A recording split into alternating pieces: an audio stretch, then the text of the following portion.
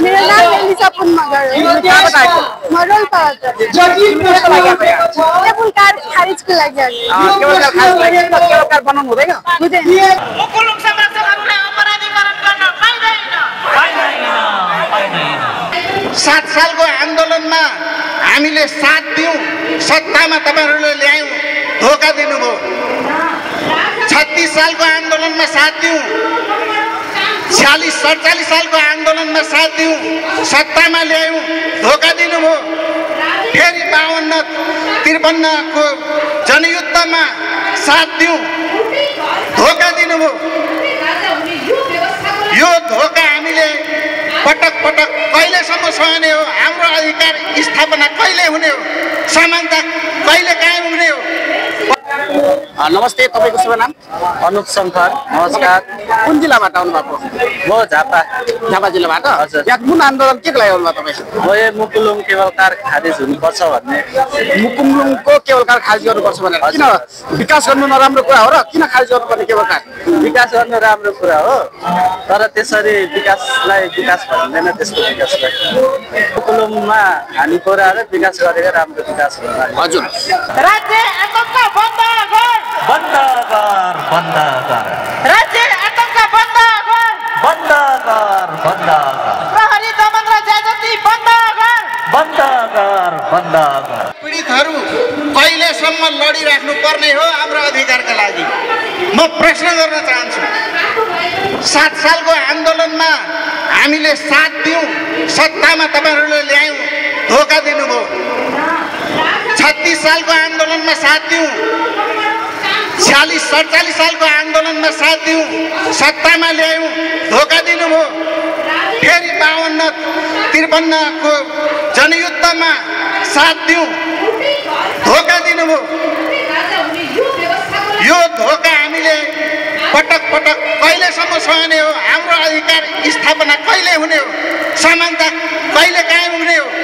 परिवर्तनको नाममा हामीले राणा शासन फाल्यौं, पञ्चायत फाल्यौं, राजाको शासन फाल्यौं, गणतन्त्र ल्यायौं। गणतन्त्र हामीले अपेक्षा गरेको जुन गणतन्त्र समानता त्यो हामीले प्राप्त गर्न सकेनौं। यो गणतन्त्र पनि राणा शासनभन्दा कमजोर रहेन।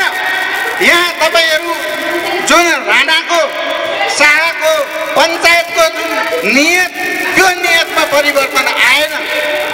हामी अब अर्को परिवर्तनकारी नयाँ आन्दोलन गर्न बाध्य बनिरहेका छौं। त्यसो भएको कारणले राज्य सुध्रिनु, आफ्नो नियत सुधार्नु र जनताको लिडरसिप लिन नसकिरहेको, लिडरसिप फेल भएको अवस्था हामीले महसुस गरेका छौं। आज गम्भीर रूपमा नेपाल संघीय समाजवादी पार्टीको पनि ध्यान आकर्षण भएको छ। सामान्य आफ्नो आस्थाको धरोहरलाई बचाउने आन्दोलन गर्ने, सामान्य माग राखेर आन्दोलन गर्ने जनतामाथि बर्बरतापूर्वक गोली बर्साउने काम त्यो राम्रो कुरो हो। अनि जुन सत्ताको धार्मिक हस्तक्षेप गर्ने जुन नीति छ, यसप्रति हाम्रो ध्यान आकर्षण भएको छ गम्भीर रूपमा। मुकुलुङमा पाथी भाडा खोज्ने त्यो तरिकाको धार्मिक हस्तक्षेपले र अनि यहाँ चाहिँ म ठ्याक्कै देख्छु भारतको राजनीति। बाबरी मस्जिदमा रामको मन्दिर खोजेपछि के होला, त्यस्तै तरिकाको यो देशमा एउटा साम्प्रदायिक दंगा भड्काउने, द्वन्द्व गराउने प्रयत्न सरकारकै पक्षबाट भइरहेको छ। यसप्रति हाम्रो गम्भीर ध्यान आकर्षण भइरहेको अवस्था छ। त्यसै भएको कारणले खबरदार सरकार, हामी द्वन्द्व चाहेका छैनौं। हामी साम्प्रदायिक द्वन्द्वको समाधान गर्न चाहिरहेका छौं, समानता स्थापना गर्न चाहिरहेको छौं। तपाईहरुले पटक पटक धोका दिएको कारणले हामी एउटा समतामूलक समाज सिर्जना गर्नको लागि एउटा नयाँ शक्ति निर्माण गर्न खोजिरहेको छौं, नयाँ पार्टी बनाउन खोजिरहेको छौं। त्यसो भएको कारणले आज जे होस्, यस एउटा मुद्दामा, मुकुलुङको मुद्दामा आज हामी केन्द्रित भएर न्यूनतम केवलकार खारेजीको माग मात्रै राखिरहेको अवस्था छ। यदि सत्ताले यस आवाजलाई गम्भीरतापूर्वक रूपमा लिएन भने यही आन्दोलनबाट हामी देशभरि भइरहेको हस्तक्षेप, शोषण, दमन र उत्पीडनको विरुद्धमा एक भएर सङ्घर्ष गर्न तयार भएको छौँ।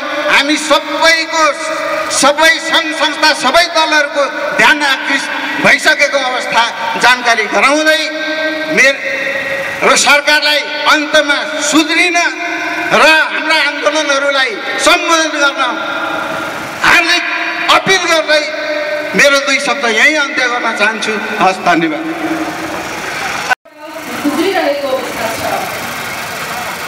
विश्व चौथो औद्योगिक क्रान्तिको चरणमा प्रवेश भइसकेको छ भने हाम्रो देश नेपाल पहिलो औद्योगिक क्रान्तिको चरणमा पनि प्रवेश भइसकेको अवस्था हो। यो अवस्थामा पक्कै पनि देशमा जति चाहिने रोजगारीका कार्यक्रमहरू, जति चाहिने विकासहरू भइराखेको छैन, समृद्धिहरू भइराखेको छैन।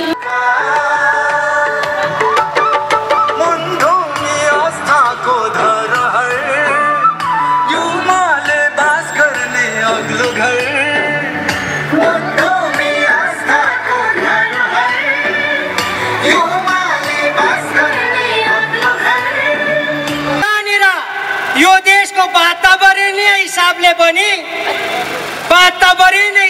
पनि त्यो वातावरणीय ऐन विपरीत यसको प्रतिवेदन तयार गरेको हामीले भेटेको छौँ।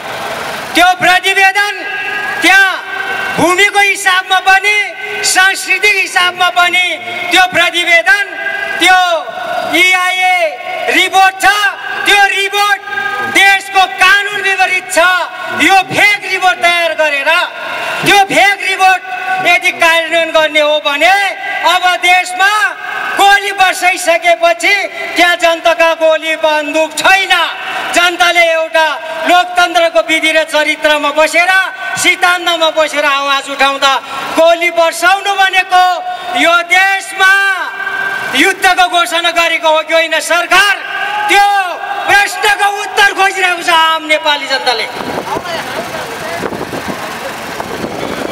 स्वास्थ्यको हिसाबले पनि केबुल कारको आवश्यक छैन।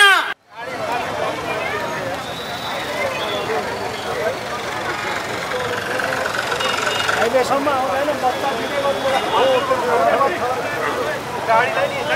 अलिक ल्याऊ यता ल्याऊ गाडी थोरै मर्छ अनि सुरु गरौँ। भित्रको महिलाहरूलाई चाहिँ बर्बर दमन गर्ने र यो राज्यको आतङ्कको विरुद्धमा हामीले चाहिँ युवा मागसँग प्रार्थना गर्छौँ। आइन्दा यो राज्यले हामीमाथि यस्तो बर्बर दमन गर्नु हुँदैन र यस्तो खालको विकासको यो विनाश गर्ने यो विकास योजनाहरू हाम्रो ताप्लेजुङको मुकुमलुङमा खारेज हुनुपर्छ भन्ने कुरा म राख्दै मैले समयको लागि मैले चाहिँ आलोकजीलाई अनुरोध गरेँ र सुरु पार्टीका सम्पूर्ण केन्द्रीय सदस्य साथीहरू, पार्टीका सम्पूर्ण विभिन्न तह र कक्षाका सम्पूर्ण आदरणीय राजालुङ, भालेलुङ भन्ने मेरो गाउँमा ठाउँहरूको नाम छ। त्यसै गरेर यो मुकुमलुङ भन्ने शब्द पनि यो भोट बर्मेली भाषा हो, यो लिम्बू भाषा हो। मुकुमलुङ भनेको शक्ति हो, लुङ भनेको ढुङ्गा हो। अर्थात् किराँत धर्मावलम्बीहरूले के विश्वास गर्छ भने, हामीले के विश्वास गर्छौँ भने हामीले अनसिन पावरमा भन्दा पनि हामीले यो नेचुरल सोर्सहरूलाई, प्राकृतिक स्रोतहरूलाई आफ्नो शक्तिको रूपमा हामीले लिइराखेको हुन्छ। सुरुमा मलाई लाग्छ त्यहाँ अहिले जुन मूर्ति लगेर राखिएको छ, एउटा सिंहमाथि बसेको, एउटा बगेनीमाथि बसेको एकजना देवीको मूर्ति लगेर राखिएको छ। त्यहाँ त्यस्तो खालको मूर्ति राइटिङले बनाउँथेन, बनाउँदैन पनि अहिलेसम्म। मुकुमलुङ संरक्षकहरूको सम्मान गर। मुकुमलुङ गोलीकाण्डको छानबिन गर। केबुल कार जग्गा भ्रष्टाचारको छानबिन गर। झुटा मुद्दा लगाएर दुःख दिन पाइँदैन। धर्ममा व्यापारीकरण बन्द गर, राज्य आतंक बन्द गर, प्रहरी दमन र ज्यादती बन्द गर, केबुलकार निर्माण खारेज गर, मुकुमलुङमा केबुलकार चाहिँदैन, गोली हान्न दिने आदेश दिने सिडिओलाई बर्खास्त गर, मुकुमलुङ गोली काण्डको छानबिन गर।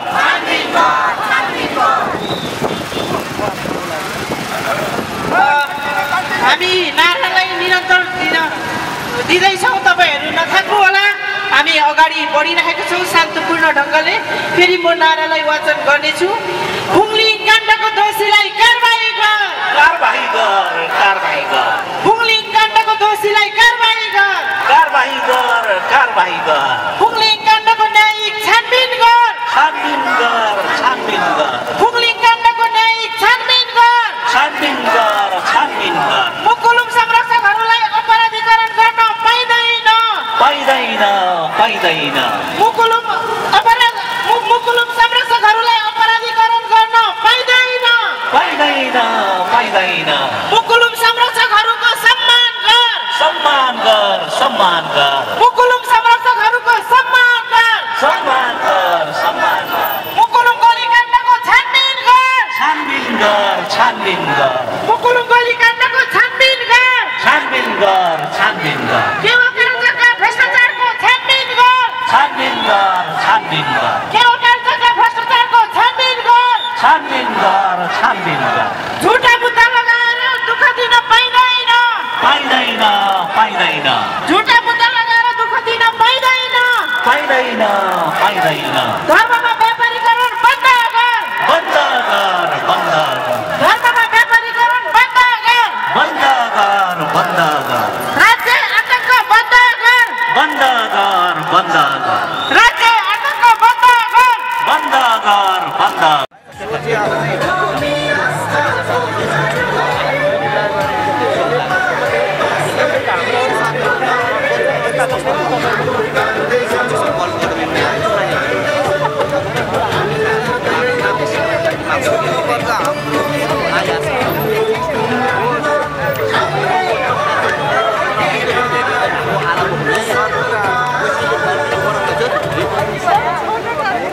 जिल्ला अवस्थित मुकुमलुङ कथित आस्थाधरा याक्थुङ नेतृत्वको गुन्डुमी आस्थाको केन्द्र हो। मुकुमलुङलाई गुन्डुमी आस्थाको धरोहरको रूपमा संरक्षण र विकास गर्नुपर्छ।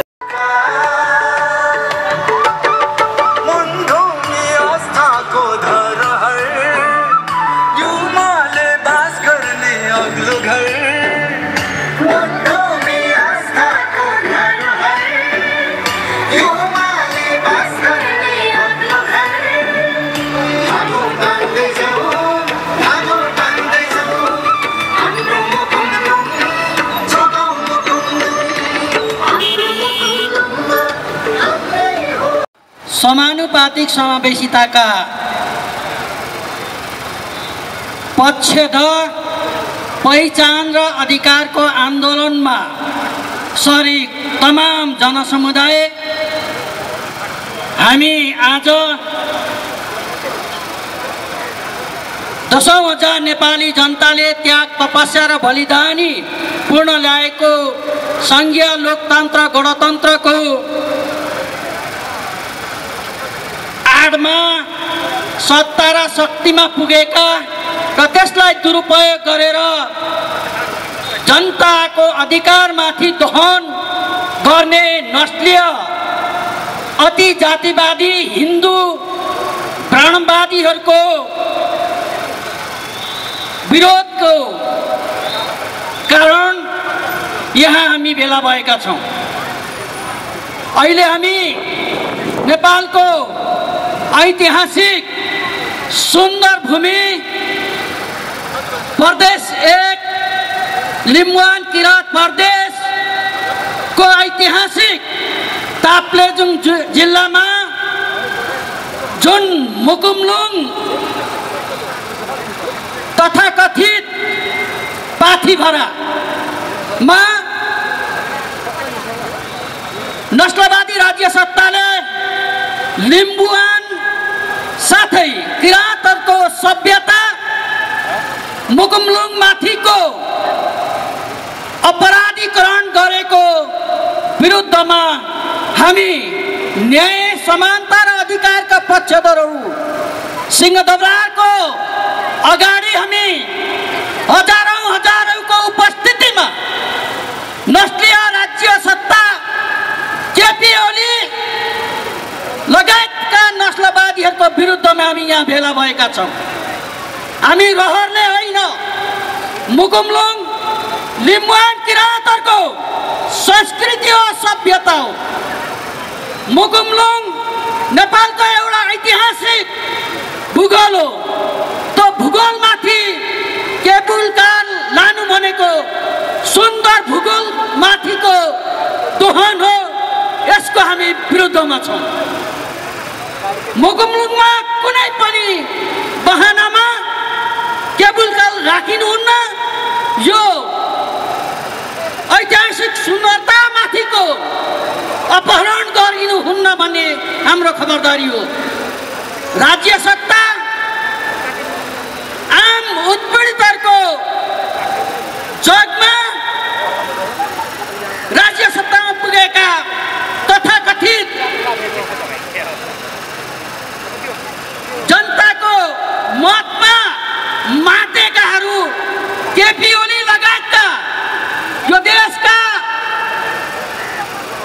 हामी उत्पीडितहरूमाथिको अन्यायमा रमाउन पल्केका गृहमन्त्री प्रधानमन्त्रीहरू जसले आदिवासीको अधिकार सुनिश्चित भएको देख्न चाहेनन्, जसले दलित माथि अन्याय गरिने रहे, जसले उत्पीडित जनतामाथि अन्याय गरिने रहे र उत्पीडित जनताको न्यायको बहानामा सिंहदरबारमा पुगेर भुवासाको रूपमा उनीहरू रहिरहे।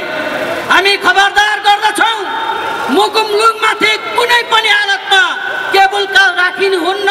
यो भूगोलको जुन प्रकृति हो, त्यो प्रकृतिको सुन्दरता हो, त्यो सुन्दरतामाथिको अपमान हो। हामी खबरदार गर्न चाहन्छौँ राज्य सत्तालाई।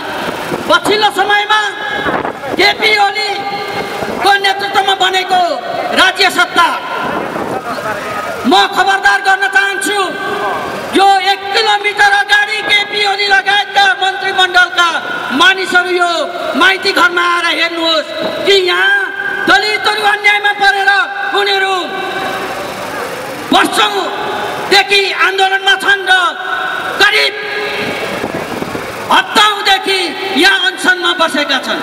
यहाँ विभिन्न धर्मावलम्बीहरू आफ्नो अधिकारको निम्ति अनसनमा बसेका छन्।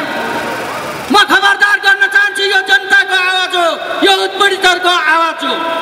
हामी चाहन्छौँ न्याय समानता र अधिकार पहिचान हाम्रो आन्दोलन हो र यो आन्दोलन पुरा नभएसम्म मुकुमलुङमाथि केबुलकार अब बन्दैन भन्ने सुनिश्चित नभएसम्म हाम्रो आन्दोलन निरन्तर रहनेछ। हाम्रो वार्ता कमिटी पनि बनेको छ र सरकारले जुन आह्वान गरेको छ यो यदि भुलभुलैमा पार्नका लागि आह्वान गरेको भने खबरदार हामी कुनै पनि हालतमा मुकुमलुङमा केबुलकार राख्न दिन्नौँ।